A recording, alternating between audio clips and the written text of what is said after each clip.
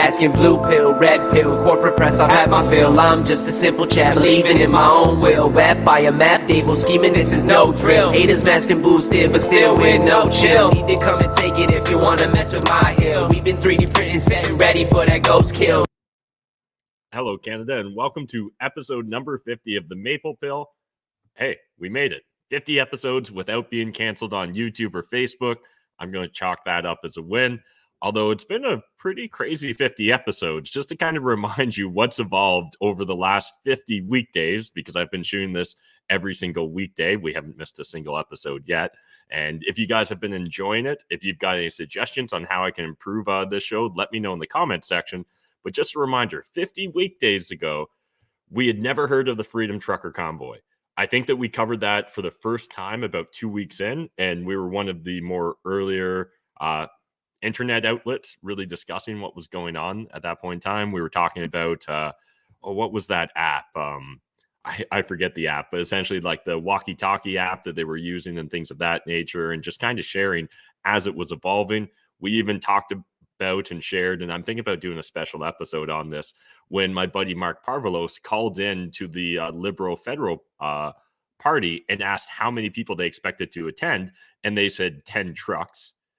Again, I think that it was a misstatement, but when he was asked to confirm, he doubled down on it, the Liberal Party representative, and said, yeah, we think there'll be 10 trucks in Ottawa. The war in Ukraine wasn't even on anyone's radar, I don't think, at that moment in time, or at least it wasn't publicly on anyone's radar. So it's been an interesting 50 weekdays so far. I can't help but, kind of sadly feel like it's probably going to be a pretty interesting next 50 weekdays as well. I hope you guys join and tag along as we explore all those different stories as well. But for tonight's episode, we're going to be doing some updates around what's going on with Justin Trudeau and him being called out in the European Parliament. We're also going to cover how the mainstream media is presenting it versus alternative citizen journalism.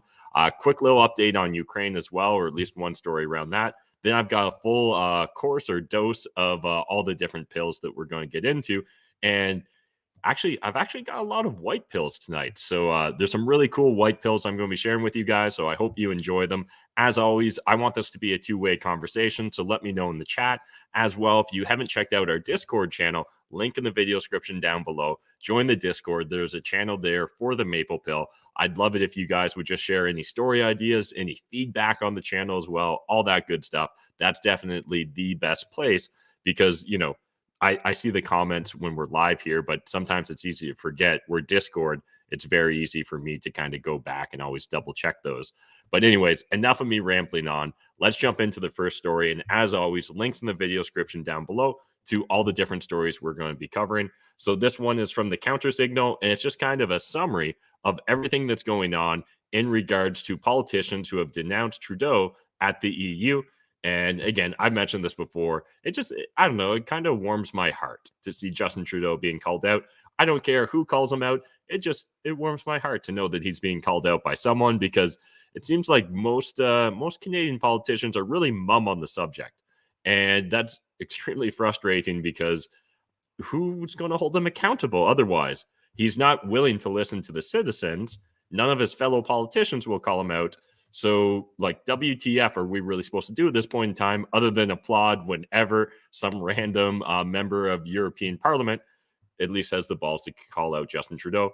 And again, good chance that they're doing it for their own political motives. They probably don't really care about us Canucks here, but I'll take what I can get. Switching gears now to the CBC, Trudeau faced harsh critics in the EU Parliament this week. Here's who launched the attacks.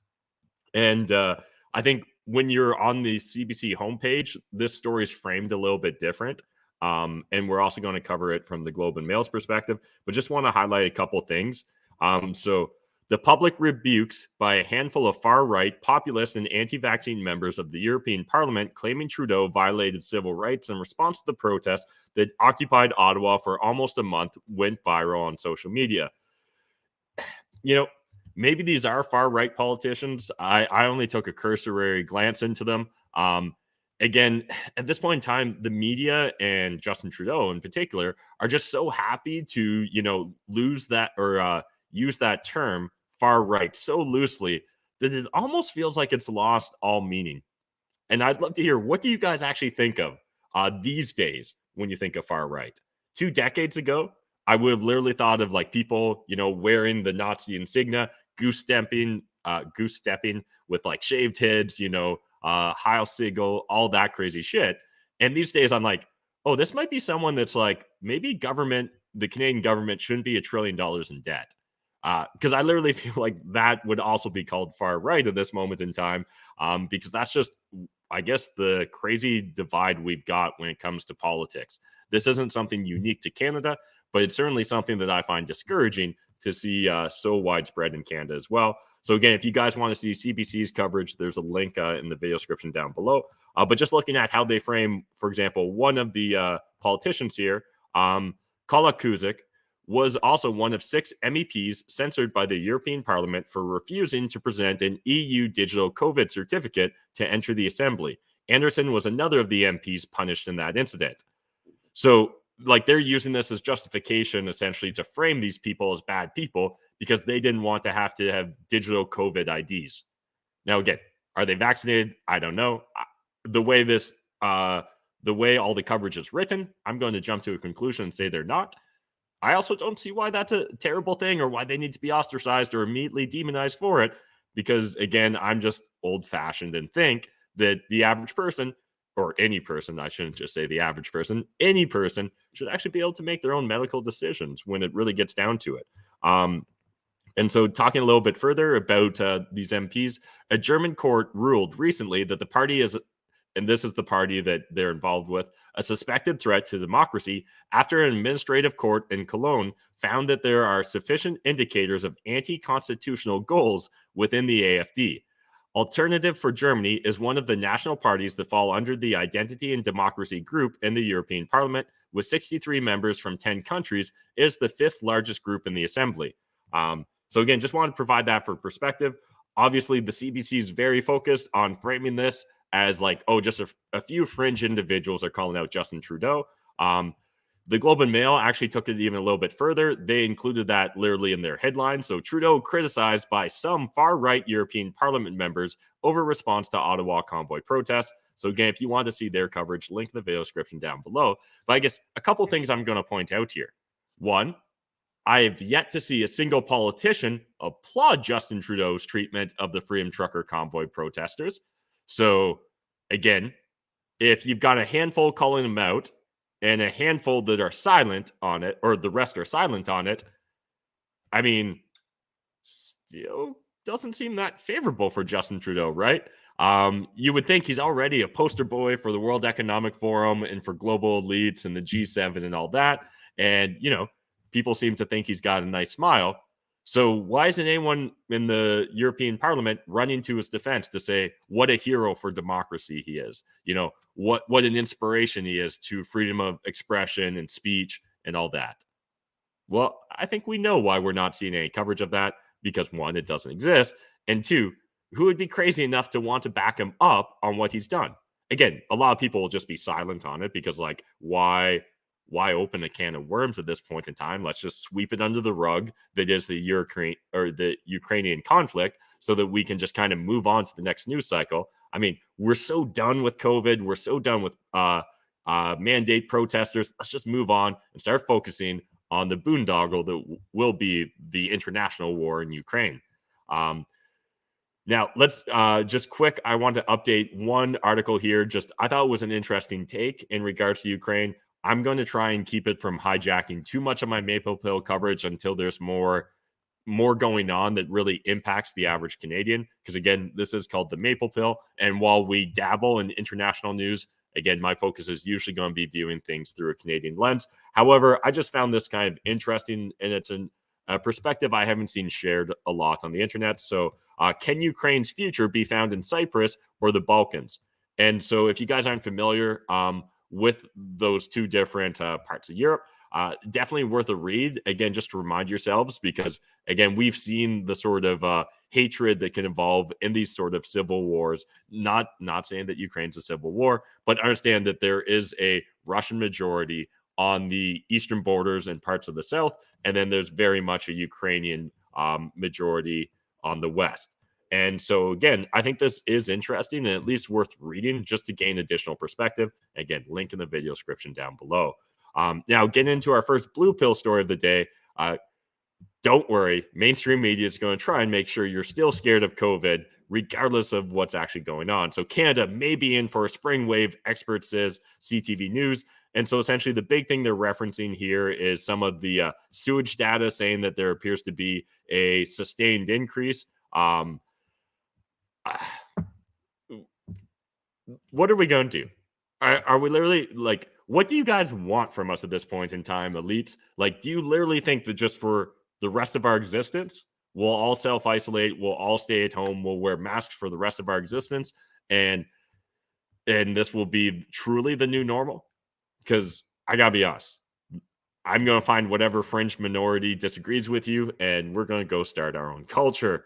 If we can't have any semblance of normalcy return to Canada in the summer. Again, those of you that have been following my real estate content like a year, or maybe a year and a half ago now, when I started really talking about COVID stuff, I mentioned how I think that we're going to be regularly entering essentially COVID season, right? Every fall and winter here in Canada, and then in spring and summer, we'll pretend like it's not seasonal, but that we've just magically beat it through mandates and lockdowns and other silly policies.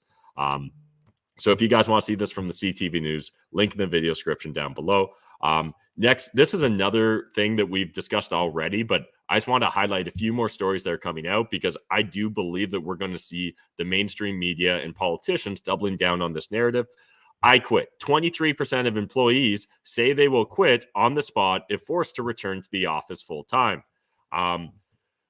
Now, if you're in the darker corners of conspiracy theorists, you'll have definitely been exposed to different theories on why they want this, they being elites or those in power or just large multinational corporations. In general, I don't think that this is a net benefit for the average person. Now, again, that's not to say that working in an office 5 days a week was a net benefit either, but I think that the way this narrative is being rolled out, why it's being rolled out, none of this is actually going to end well for the average person. Understand that the more digital your work becomes, the more work from anywhere it becomes, the easier it also becomes to outsource that work, right? So again, we're even seeing this even when I left public accounting, which is like, actually, I'd have to think about it now. We're probably coming up to like a decade almost since I left public accounting. Geez, that's wild. But yeah, a decade ago, I was already seeing this play out in public accounting, where we started seeing large, the big four firms and some other firms start outsourcing the more simpler parts of an audit to like India or other lower cost labor centers. And so like they would be doing a lot of data or like basic analysis and like do the cash section and things of that nature in a much lower cost jurisdiction. Again, I just think those of you that are going to demand that your work completely bow to your needs and that you join a completely online digital workforce, just understand that this isn't all just sunshine and rainbows. There are going to be serious consequences here. And in fact, for young people that are just starting a career now, and let's say you want to have a career for 40 years, I would really start to become tempted towards things that are a little bit more hands-on, a little bit more practical, that are extremely difficult to outsource. Things like the trades. As well, you can usually get that education and get the skill set necessary at a fraction of the cost that you're going to end up paying for these online digital jobs, where they're still going to probably demand to see a university degree, regardless of whether it actually means anything. Now from the Toronto Sun, we covered this yesterday about the Jerry Diaz scandal in regards to him taking $50,000 from one of the rapid test companies. But there's been a little bit more information. I just want to call out someone that's actually a good Canadian. It turns out there are a few of us good Canadians. Jerry Diaz assistant reported alleged breach of code of ethics uniform. The investigation alleges Diaz gave Chris McDonald half of the $50,000 sum Diaz received from COVID-19 rapid test supplier. So if you want to dive deep into it, look into the story. But I just actually want to give like a round of applause to Chris McDonald, because it's just nice to see someone actually has ethics. And yeah, well done, man. Really appreciate you. And I'm glad that there's at least some Canadians out there like you, because in this day and age, it really feels like the majority of people are out just for themselves. They don't give a shit. Just like, don't fire me. Just let me get my money. Just, let me keep my head down and ignore what's going on in the world. And to actually take a risk and call out bad actors, it actually feels countercultural at this point in time. So I really appreciate you, Chris McDonald, and I'm glad you did what you did. Now from CTV News, Manitoba farmer who had 40,000 of canola stolen fears grains thefts may become more common. So this is an anecdotal story, obviously, but I've never heard of really too many anecdotal stories like this. So I think it's worth bringing up and highlighting. And I guess both like me and you guys, let's just kind of watch what's going on here. And if we start to see this become a trend, I think we can jump to a couple conclusions that this is not going to be a good trend. Next from Reuters, Canada's red-hot housing market hint at cool downs as higher rates inflation bite. So I don't disagree with the general thesis here. However, some of the justifications used in this article I think are a little bit weak in my opinion. But let's cover a handful of them and then we'll discuss the subject. Record low mortgage rates help propel Canadian home prices 52% over the past 2 years. Now, does that sound like a healthy or balanced real estate market? The fact that it's increased by 52% over the last 2 years. But as fixed mortgage rates rip higher alongside surging bond yields and variable rates climb following the Bank of Canada's first hike in 3 years, demand is cooling. Money markets are betting the central banks will increase its policy rate to 2.25 by year end, up from a current 0.5%. And that's from Bank of Canada Watch. Now, the 2.25%, I still think is pretty darn aggressive. I personally don't expect to see it play out that way. Essentially, we've had one rate hike so far. We've had 2 meetings. We've only got, let me think now. Are we at 6 or 7 meetings left on the year? I think 6 meetings, right? So we've got 6 meetings left on the year. To think that we're going to see more than an average of a 0.25 increase per month, I don't know. It's really hard for me to get my head around that. Now, again, that's not to say that that would actually be a bad policy for the Bank of Canada, but there would be serious consequences to our economy. And I personally don't think politicians or the bankers want to see it play out that way. I think what they hope is they can just close their eyes, close their ears, and hopefully inflation and the boogeyman that is inflation will just disappear somehow. But, conflicts like what's going on in Ukraine and just the economic policies that got us into this quagmire in the first place. Again, no one wants to deal with what are both direct and indirect consequences of these policies. And so I don't think that they're going to do it. Again, maybe I'll eat my words a year from now and be like, wow, the Bank of Canada really surprised me in regards to its interest rate hikes. But again, what's interesting here is I agree with the general thesis that Canadian real estate should cool down. I'm just not sure if they're right on the cause. Pedro Antunes, chief economist at the Conference Board of Canada, expects a decline of about 10% in home prices from peak to trough, driven by the end of pandemic income supports, rising interest rates, and the return to more normal consumer spending patterns. Again, I believe on Monday or Tuesday of this week, we covered a story from Oxford economists, and they were predicting a 24% correction in Canadian house prices. But again, every time I see an expert talking, I also think back to the start of the COVID lockdowns when CMHC and one of their experts said we were going to see a 20% reduction in house prices over 2020. And it was literally the exact opposite that we experienced. Now here's a quote. Despite the softness, both Toronto and Vancouver, this isn't a quote, but a fact. Despite the softness, both Toronto and Vancouver have seen price growth at 27 and 20% respectively from a year ago. Prices are up 20% on average nationwide. So again, they've got one anecdotal story from a realtor in this article, and then talking about how interest rates are supposed to go up, and then talking about how one expert says that housing should go down 10%. That's not to say that they're going to be wrong. I just don't think that that's a strong enough justification to come to these conclusions at this stage. Again, there's a lot of things that could impact us.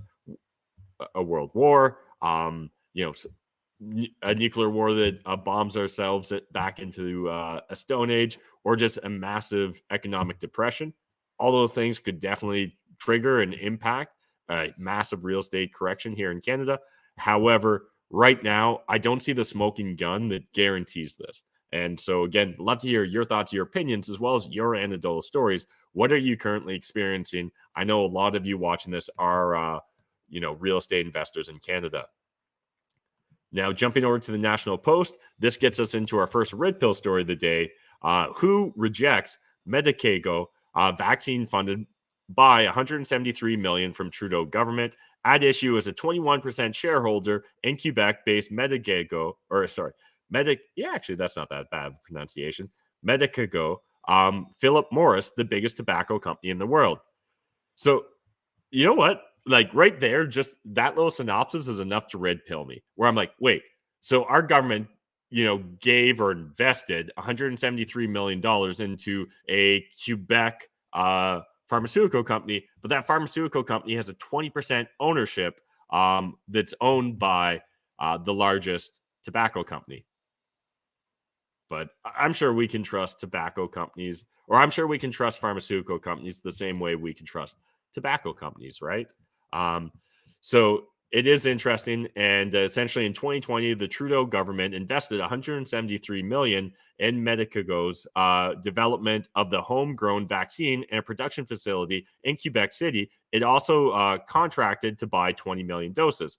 Now, what's interesting, and they don't go into excessive detail in this article, is the fact that on paper, Canada should have close to 100 million more doses available for donation to COVAX that were purchased for Canadians and cannot be used here. So I guess one of my questions is, well, why would we buy 100 million more than we need, or 100 million of things we can't use? And why would someone we donate it to want to use it if we're not willing to use it in Canada? Just some food for thought. And earlier this week, International Development Minister Harjit Sajjan said he wanted to approve Medico's shot so Canada could donate it for use by COVAX. So again, it appears that essentially we dropped $173 million so that a tobacco company, a tobacco company that owns 20% of a Quebec pharmaceutical company, could make 20 million doses of a vaccine so that we could then give it away.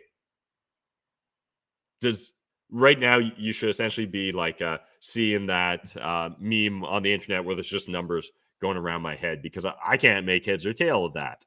If you guys have a clearer explanation, let me know in that comment section. But kind of smells like shenanigans. Rebel News. Catherine McKenna was not the most harassed cabinet minister in Parliament. And so you may or may not remember this, but back in 2019, Catherine McKenna told the CBC the volume of sexist attacks she claimed she was subjected on a regular basis was symptomatic of toxic climate skepticism. I will say it is worse for women in climate, McKenna said.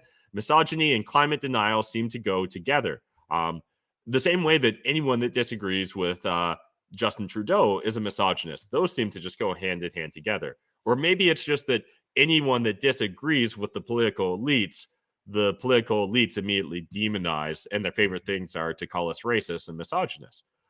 However, in the same year, the Privy Council office collected information on just 5 incidences against McKenna. Data collected by the Privy Council and obtained by Rebel News through access to information shows that most cabinet ministers received 1 or 2 incidences, which could include any number of unpleasant contacts with the public, up to and including vandalism and threats to cause bodily harm and death.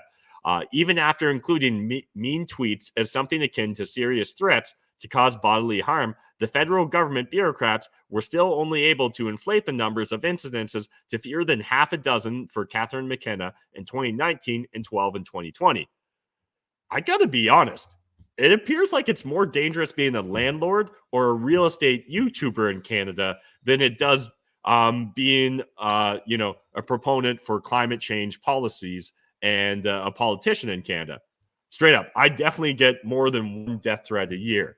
I also get more sexual harassment than 1 or 2 a year, which is shocking. But the internet being the internet, people will send you photos of their junk completely unsolicited. And once you accidentally open a unsolicited photo once or twice, you learn that lesson pretty quick. So to be honest, like I'm actually blown away that it's not way more.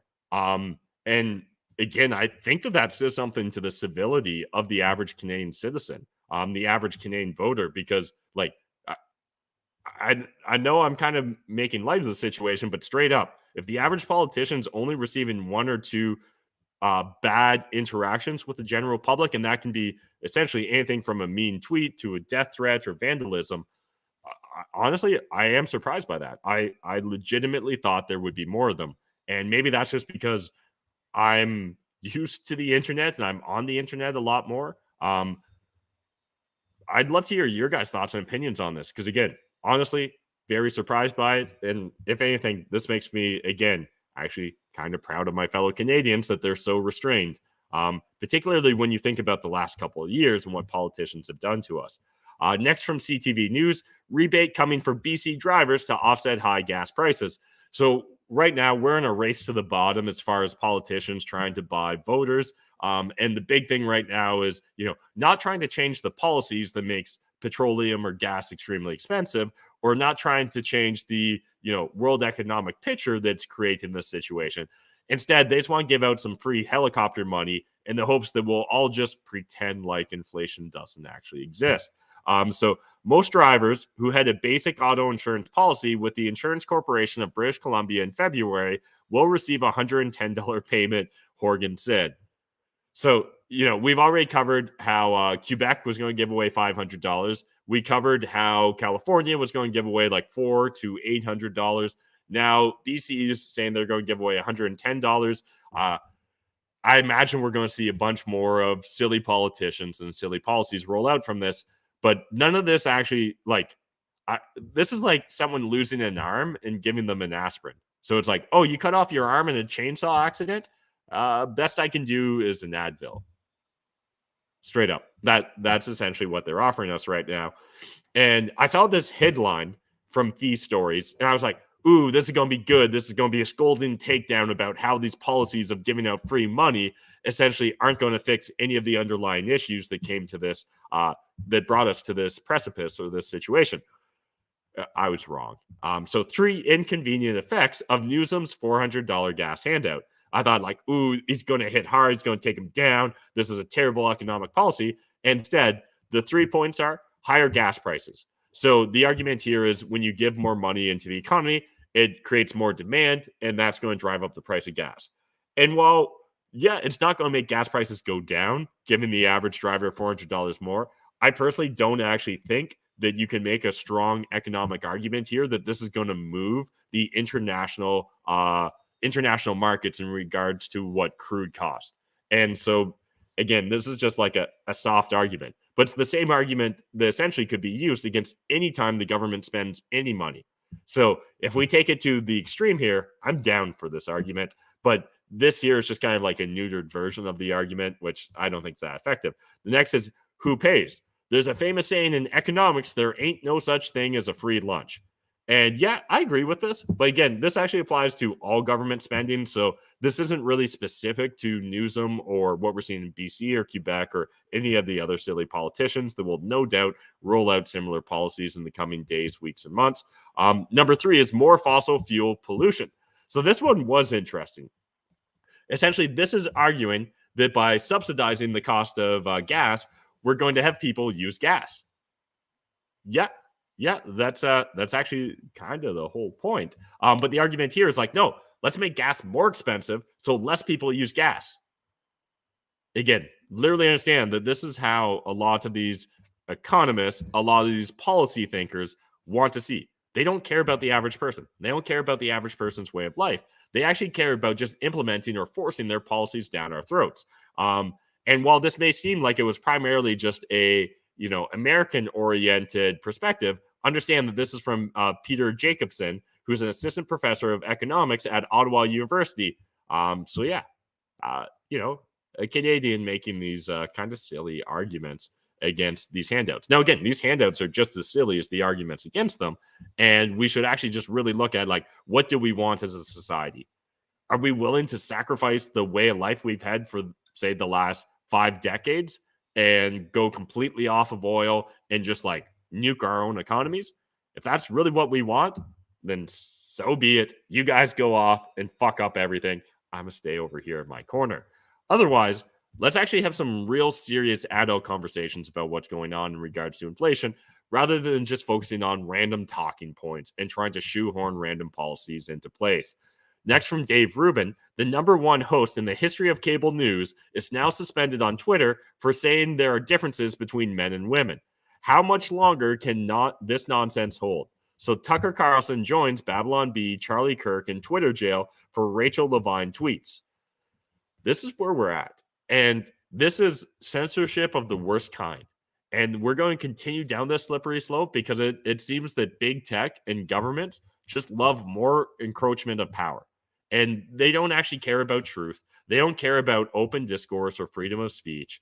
They actually care about just stomping dissidents into the ground, or ideally erasing them just completely from existence and history. And tangentially speaking, I'm sure lots of you guys follow Elon Musk on Twitter. He recently put out a poll that I think if you read between the lines of that poll, you can understand that he also has concerns about the erosion of freedom of speech in the United States, and understand that the behemoth that is American culture dictates the way a lot of the West and Western-oriented cultures interpret social norms. And if we essentially erase any and all like freedom of speech advocates and anyone that's willing to dare go against what the current policy or narrative is, we're going to see that spill over into other cultures as well. Now, again, don't get me wrong. Those cultures, like the European states, Canada, the Five Eyes, we've all fucked up our cultures pretty significantly over the last couple of decades. But do we really need to just constantly be pouring more gasoline onto the fire? Now from Blacklock's reporters, ethics reforms survive vote. And this is in regards to the We Charity scandal. Understand, We Charity, the Liberal Party, Justin Trudeau, they've never actually apologized. They don't actually give a shit, right? They did everything they could do to obfuscate this entire process, to deny any wrongdoing. And essentially, the ethics committee wanted to present their findings, and it barely passed them being allowed to present their findings to Parliament. It was a 6-5 vote. Why shouldn't we actually hear about what went down, right? And again, I personally think it's going to be very soft on the culprits involved, but we should at least be able to hear what went out. And the argument is, we just need to be focused on COVID-19 and Ukraine right now, and we don't need to be rehashing these, fake news stories from the right and right extremists and those racist truckers and all that random bullshit. Now from CBC News, and this is going to bring us into our first Black Pill story of the day. Ontario just released 2021 Sunshine list of 100K plus earners. See it for yourself. So we're not going to go through this extensively, but I did want to highlight a couple things here in Ontario. There are more than 244,000 people on the list who made more than 6 figures last year, up from approximately 205,000 in 2020. That's a difference of 19%. Let's call it 20%. So we literally saw 20% more people making 6 figures over the last year during COVID, lockdowns, and all that craziness. Why would government employees deserve a 20% raise? And that's an oversimplification. Why would 20% more government employees deserve to make 6 figures from a year ago? Straight up. And it actually does get worse. The province says almost 95% of the growth was in school board sector. Specifically, it says teacher salaries account for 92% of the increase. So essentially 40,000 more teachers now make 6 figures than they did a year ago. Now, these are the same teachers, right? They're still fighting tooth and nail to force your children to be masked in school. They fought tooth and nail against in-school learning, right? They all wanted it online. The same teachers that essentially, or at least their teacher union that represents them, seems to view children as dangers to society and dangers to teachers, because otherwise I can't find a way to rationalize their actions and behaviors towards their pupils. This is just wild. Again, The sunshine list is never going to make me happy, but this one particularly just stands out as ridiculous in every sense of the word, right? Like, how many private sector individuals actually saw that giant of a raise, right? Saw themselves going from making less than six figures to over six figures. Now, switching to CBC News, I don't need this job. Kenny says he has to stay to keep lunatics from trying to take over the asylum. And while there was brief moments in time when Kenny sometimes said the right things, or at least didn't say the wrong thing during the Freedom Trucker Convoy and during COVID, understand no politician, I literally don't think there's a single politician in power right now in Canada. Let me double check myself here. Yeah, I don't think there's a single politician here in power, at least at the federal level or as a premier, that actually gives a shit about the average Canadian citizen. Maybe there's some, quiet MPPs from random provinces, but straight up, these people don't give a shit about the average citizen. They don't care about the consequences of their policies. They just care about holding on to power, staying in power, and getting their six figures of earnings. I will not let the mainstream Conservative Party become an agent for extreme, hateful, intolerant, bigoted, and crazy views. Sorry to be so blunt with you, but you need to understand what the stakes are here, he said. The lunatics are trying to take over the asylum, and I'm not going to let them. So again, wouldn't mind to see Kenny pushed out. I'm not deep into Albertan politics, so I'd love to hear from those of you that are in Alberta or previously from Alberta. What's your perspective? What's your hot take on all this? Because, again, I'm not deep into it, but whenever I hear a politician immediately demonize his critics and anyone that disagrees with him as extremists, I start to go, you know what? Usually, like, when you point at someone, you've got one finger pointing at them and, three or four pointing back at you. So I can't help but wonder whether they're really as extreme as Kenny wants to let on, but I haven't really dug deep into the individuals he's referring to. But based upon past experiences with politicians like Justin Trudeau and the way he treated the average citizen here in Canada, I'm okay kind of jumping to conclusions on that one. Now from the Ron Paul Institute, British intelligence operatives' involvement in Ukraine crisis signals false flag attacks ahead. And this is one of the things that, well, I will oftentimes call for politicians to want to set clear guidelines, right? Clear policies, clear lines in the sand or red lines so we can understand the framework that they're working within. Oftentimes that's also used in order to be able to justify their actions, right? And so what this article primarily focuses on is what's going on in Ukraine and Russia right now and how the U.S. pushing towards setting red lines such as do not use chemical weapons, right? Chemical weapons, that being Russia against the Ukraine. If we think back to Syria, remember there was that whole thing about the red line in the sand and Syrians can't use chemical warfare. And then they did. And then, a while later, it turned out, there's actually no evidence they did. And maybe it was actually partisans that were losing the war that used it essentially against their own people in order to justify it and pull the U.S. deeper into a conflict. So we can't explore, unfortunately, this entire article on the show, but I'm just going to hit a couple points here. Really worth reading cover to cover. In each major chemical weapons event, signs of staging and deception by the armed Syrian opposition were present. As a former U.S. ambassador in the Middle East told journalist Charles Glass, the red line was an open invitation to a false flag operation.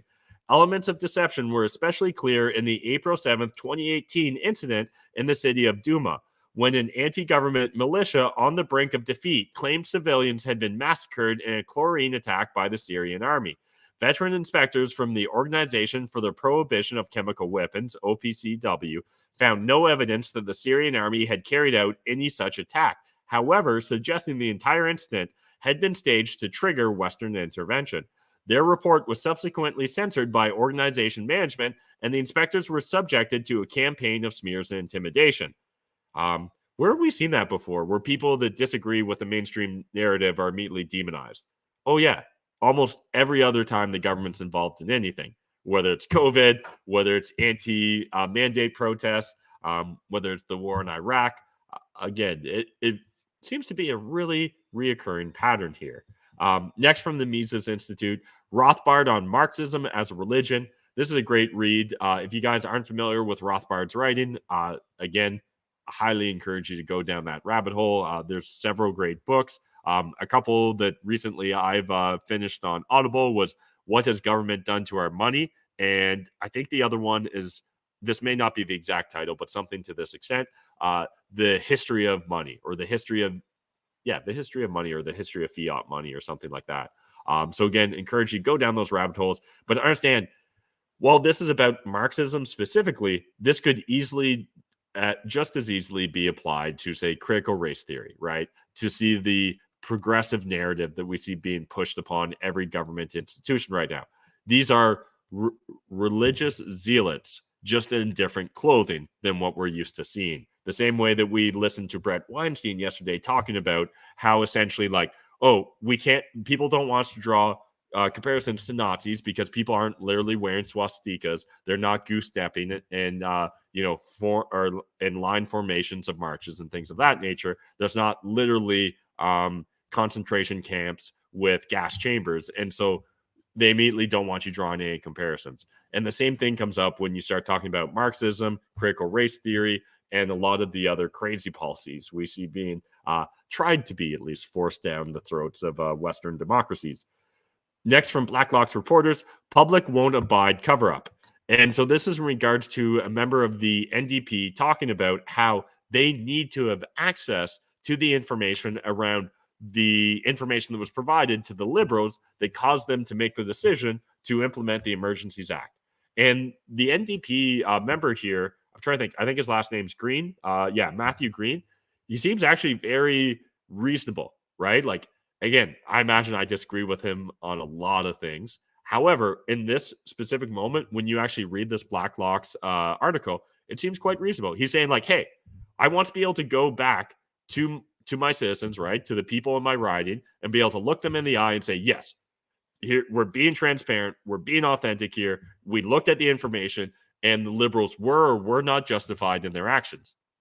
But if we're not given the same information the Liberals were given in order to judge their actions, well, how can we come to any real confidence around that? Seems pretty freaking reasonable in my opinion. Another one from Blacklock's reporter, zero interest loans for China. So you guys maybe saw this breakout earlier in the week. I just didn't have time to bring it up, but end of the week it was a little bit slower. So loans to China totaled $364 million. Final payments are not due until February 15th, 2045. The loans were issued through the so-called Canada account under the Export Development Act. And again, this is worth reading the entire article, but just want to highlight one point here. Loans issued through the Canada account can easily become grants, Environmental Defense and Advocacy Group wrote in 2020 critique of the loan program. Any loss incurred is directly borne by Canadian taxpayers. And understand, that $364 million is 3 times the next amount. I believe we gave like $96 million to Iraq, and it's all lesser amounts after that.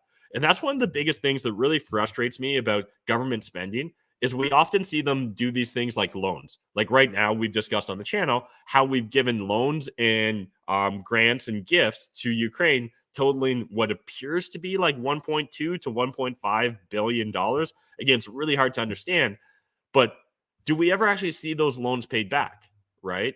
And in a lot of instances, they evolve into something else, right? It evolves into a grant. It evolves into a forgivable loan. It evolves into some sort of tick for tack trade.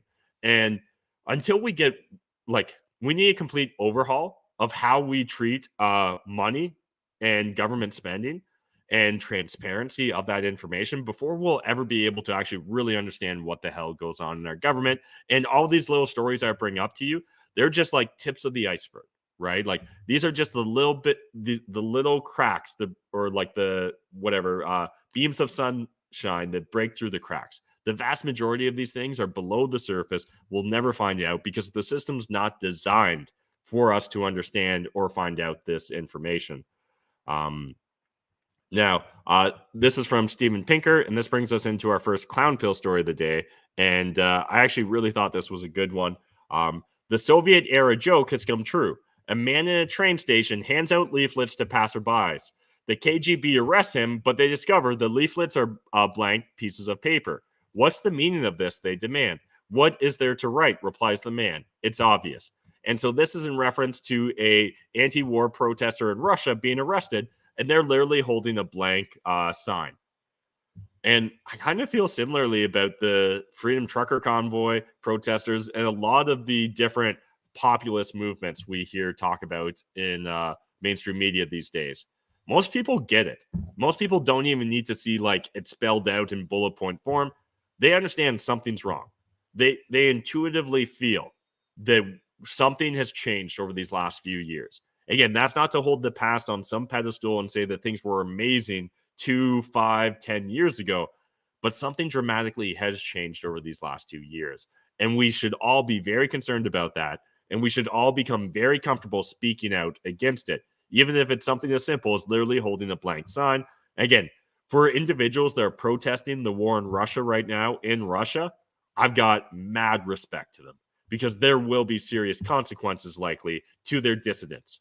To the people that are grandstanding, right? Like we talked about that one MPP from Quebec that was playing the Ukrainian national anthem in front of I don't think it was the embassy, but it was the consulate, the Russian consulate.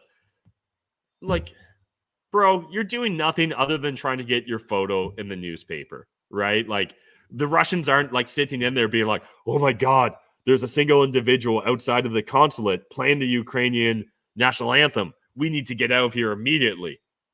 It's meaningless, just grandstanding, right?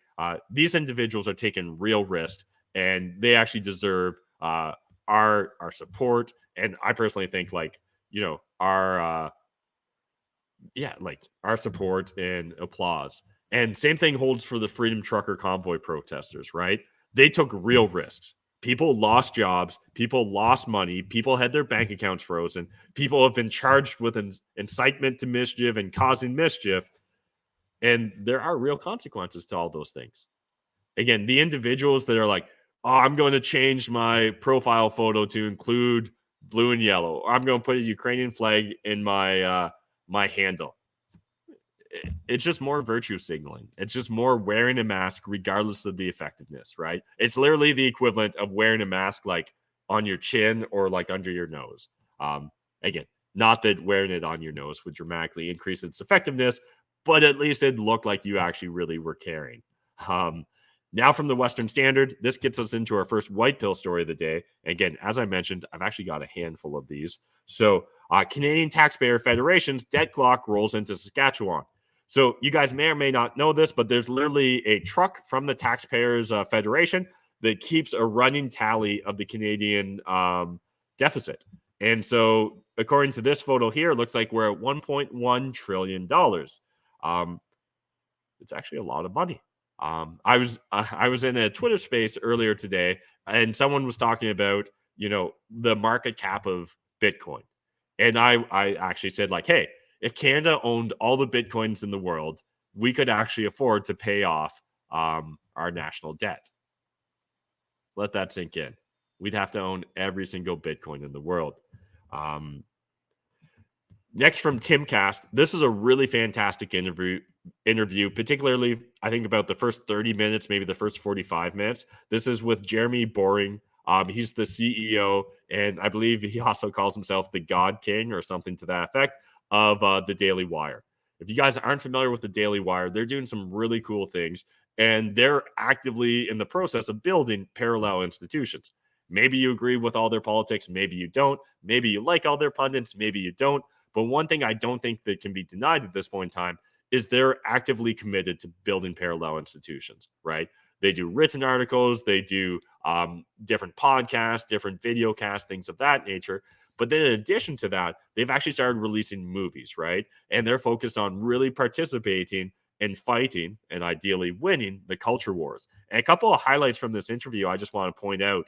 The Daily Wire is doing $10 million a month in revenue right now. And the reason I highlight that isn't because money's the only metric of success, but understand they're building a real content or media empire right now in this moment in time. And that means there's other opportunities for similar individuals to build other media empires. I think we all should be focused on trying to help participate in these culture wars. Maybe that's just subscribing to someone that's in the process of doing it. Maybe it's just sharing their videos, or maybe it's creating broadcasts. Maybe it's creating content. Maybe it's creating memes. But we all have a duty, if we want to see the culture improve, to fight towards improving the culture.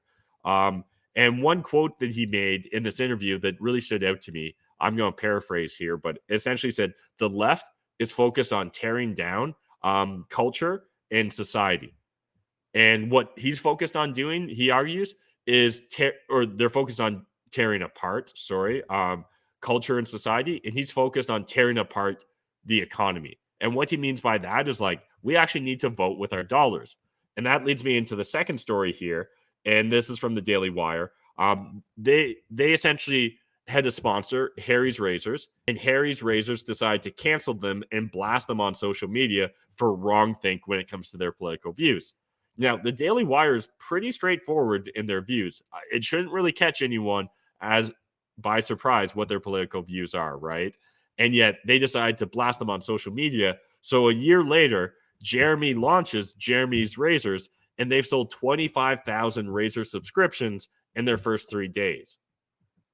Again, this is fantastic to see, because this is what we talk about regularly here. Building parallel institutions, committing to actually fighting the culture wars. And I hope to see more entrepreneurs follow this lead and focus on building their own empires rather than just complaining about what the left's doing. Because I personally think the existing institutions are just so corrupted, they're probably not savable or salvageable. And if they are, it's honestly way more work than just starting fresh and taking a whole cloth strategy and building your own thing. One thing that I haven't shared at length on this channel, I'm right now in the process of writing a pilot episode for a cartoon show, an adult cartoon comedy show. And I'm going to self-fund that first episode. In fact, next week, I've got another Zoom call with the cartoonist. We're hoping to kind of finalize our agreement. We'll get a first 2 to 4 minute scene put together and use that, kind of as our concept piece to make sure we're heading in the right direction. Assuming that's good, I'm going to commit to them. I'm going to pay completely out of my pocket to fully self-fund this first episode, and then we're going to see what happens after that. I think more people like me and certainly more people like Jeremy here, Boring, need to really put their money where their mouth is and start fighting these culture wars, whether it's writing a kid's book, whether it's, funding a kid's book, whether it's, supporting small content creators, right? Yesterday, I shared with you guys Mark Parvelos. He's doing a fantastic thing with Canada Poly. Again, he's been banned off of YouTube. He gets no ad revenue from any of the channels that he puts things out on. So literally, his only source is donations where people donate to him through either locals or through his website.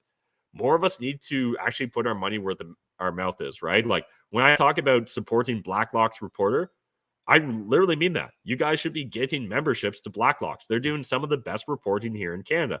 I think that some of the best stories we cover here on this channel are from them. And even some of the best stories we cover from other news outlets are actually from Blacklock's Reporter, right? Where they're referencing what Blacklock's Reporter has already reported.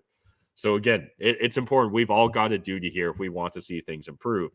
Next from Spencer Fernando, humanity is still moving towards greater freedom. And again, it depends on how macro we go here in our view, but I think this is a worthwhile read regardless of whether it's exactly accurate, depending upon the timeline you want to look at.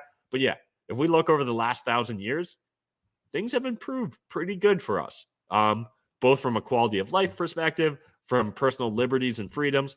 At the same time, we need to be ever vigilant, right? We shouldn't rest on our laurels here. We need to constantly be taking the culture war fight and taking up the call to arms. Because we've seen over the last couple of decades what really happens when the right or conservatives or freedom-oriented individuals tap out of the discourse and just focus on doing their own thing, right? A lot of us are very live and let live. I'm just going to go make money, live my life the way I want to, and that's that. And I get it. But if you want your children, if you want your grandchildren to have as good of a life or a better life than you, I really do think that we all need to step up. So that's it for white pills. Again, I feel like this was actually a really heavy white pill episode, and I'm glad that I could bring it to you guys on episode 50. Before we move into the comment section, I just want to highlight here the meme of the day. So this is from New York Post, the original story. 34% of Americans say violence against government justified. And that was from January 2nd, 2022. And here's Matthew McConaughey from The Wolf of Wall Street. Gotta pump those numbers up. Those are rookie numbers. Yeah, I think that's about as much as I can say without being considered to be inciting violence. But yeah, let's pump those numbers up. All right.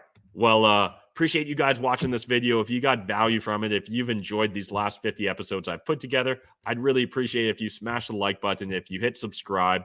We're getting dangerously close to 1,000 subscribers on YouTube. And while I know someday they'll delete me and throw me down the memory hole, it just would warm my heart to at least get to 1,000 subscribers before they cancel me. But as always, if you hate watching this on Facebook or YouTube, I don't blame you. You can watch it on BitChute or Rumble, and there's links in the video description down below to both those channels. I'm also uploading certain content to those channels that's exclusive to it. So if you're only watching YouTube, if you're only watching me on Facebook, understand you're missing out on some great stuff. Right now, what I would argue is the best piece of content on the Maple Pill currently isn't available on YouTube or Facebook, because I kind of think they might give me a strike if I was to put it up on those platforms, is an 1.5-hour interview with myself and Andrew Hines. You guys may know Andrew Hines. He's got his own real estate investing podcast. He's a well-known Canadian real estate influencer in the space. And we essentially just talk about what's going on in the world, our perspectives, how to try and get control of your lives and reduce your exposure to the coming volatility. Now, again, neither he nor I have a crystal ball, but we see the trajectory things are headed in, and we both certainly expect more volatility on the horizon. We don't think calmer seas are immediately ahead of us. But before we wrap up and let you guys out of here so that you can get back to your weekend, let's jump into the comments section. I appreciate everyone that jumped in there. I just want to give a shout out to JJ, who was the first commenter. He even got in there before I did. And Terry was the first one to comment on how we've made it to episode 50, which is awesome. I've been away for a couple of days. Look forward to the show. Appreciate it. We've got Kyle O'Connor in there. No chill, bro. Graham saying, hey, everyone. Congrats on the episode number 50. Appreciate it. Back at the office, or back at the off-grid cabin now. Picked up some lumber at the local mill and no mask. Stopped by the local hardware store on the way back. No mask. Common sense is more common in the north. That's great to hear, Free Faster. And actually today I just slipped out to grab the mail and just dipped in real quick to the grocery store that's right beside it. And essentially, this is a very small sample size, but I saw about half the people were wearing masks, and half of the people that were wearing masks were wearing them improperly, like as in like just barely covering their mouth, and like one person just had it on their chin, which I literally don't understand when we're past the point of mandates, why you would like virtue signal by wearing it on your chin, but still be in a store. But this is like from 12 people total. So I don't think I had a big enough sample size to really jump to any conclusions there. Benjamin says, got to catch the replay. Appreciate you jumping in there. JJ says, I heard that 9 out of 10 EU members walked out in protest of Trudeau's speech. So when the CTV said he had a standing ovation, it was only about 10% of the EU parliament. I don't know about them walking out. I don't think that usually they've got 100% attendance at any of these events anyways. So I think that that would be incorrect to frame as. But there wasn't a standing ovation. In fact, maybe there was one or two politicians that stood up, but the vast majority of them were seated in their seats. And it appears as if a lot of the clapping actually came from like the grandstands, right? So I believe that they've got a citizen and press gallery part to it. So yeah, that's what I saw from videos. Again, if you want to look a little bit more at it, JJ, we kind of took a deeper dive yesterday. Hey, what's up, Sandra? I'm glad that we made it to episode 50 as well. Terry saying, I heard there is a slow roll convoy going through Ottawa and ending at Van Cleek's Hill for the weekend. Interesting. And it'll be interesting to hear how mainstream media decides to cover that. We've got Peter in the chat. What's up, everyone? Mike saying, when are you going to Matt McKeever bicep workouts? Mike, if that's your biggest concern right now in life, you're doing pretty good for yourself. So Terry, I'm with you. We're in on our own 15-acre corner as well. That's awesome, Terry. I'm glad to hear you're taking control of your future, right? I think that, again, that'll look different for every individual, but focusing on trying to insulate yourself from potential black swans and volatility in the future. I think that that's very wise. Again, I'm going to steal that quote from the Nomad Capitalist, but essentially he says, better a couple years too early than a day too late when it comes to planning your exit or preparing for those sort of black swan events. JJ says, Kenny is the lunatic and he sees his empire falling like so many others. He must blame everyone else for his downfall. Graham says, Albertans put a lot of faith in Kenny when he was uniting the split conservative vote under the banner of a new party. Like all politicians, once he gained power, he failed to follow through. Trust lost. Sandra says, you should not be opening compromising pictures. LOL. Yeah. Terry says, the World Bank and money that isn't backed by resources will ruin the economy. Back to the barter system. Level the playing field. NPC, what would you say if your neighbor owned 10 guns and 1,000 rounds of ammo? I'd say he's severely unprepared. He needs way more ammo. I'd say step it up a notch. That's amateur hour. Hit enter by mistake. Sorry. No problem, Graham. And Aislinn says, thanks, Matt. Great week of Maple Pill. Appreciate everyone that's tuning in. Everyone's hanging out with me. Those of you sharing this on social media. Those of you that smash the like button. All that good stuff. It really does mean a lot to me. And I'm glad we made it 50 episodes deep. And I look forward to episode 51, Monday night, same time, same place, 7 p.m. Eastern Standard Time, as always. And yeah, until then, just know you're not alone. We are slowly moving in the right direction. I think we are beginning to build parallel institutions. The blue pill to red pill journey is a one-way street. And every single day, a few more people get red pilled. And while it may not always be the funnest journey going from, red pill to black pill to clown pill, on the other side of those pills is the white pill, where you realize, okay, these people don't really control that much of my life. I can actually gain control of a lot of it. And I can focus on improving my lot in life, right? I'm going to focus on what I'm in control of. I'm going to focus on setting the example for my friends, my family, and my community. And that's really all we can ask. And that's all we can really focus on doing these days. So again, appreciate you guys. I'll see you tomorrow, or not tomorrow. I'll see you Monday for another episode of The Maple Pill. Thanks, guys.